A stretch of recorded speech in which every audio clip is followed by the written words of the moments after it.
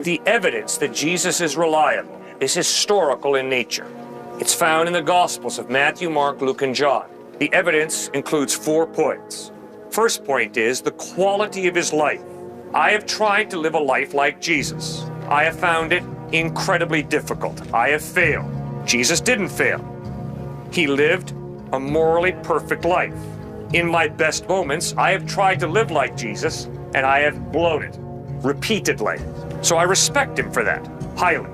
Secondly, when you read the ethical teachings of Christ, if you read them, you cannot help but be blown out of the water by the sanity, the depth of thought.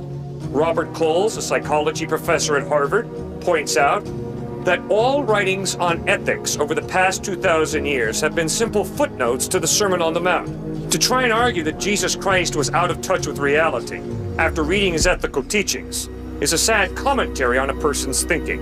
Third point, when you watch the way Jesus died on a cross, at the moment of his most excruciating pain, instead of cursing his enemies the way I probably would have, he prays, "Father, forgive them, for they know not what they do." That demands my respect.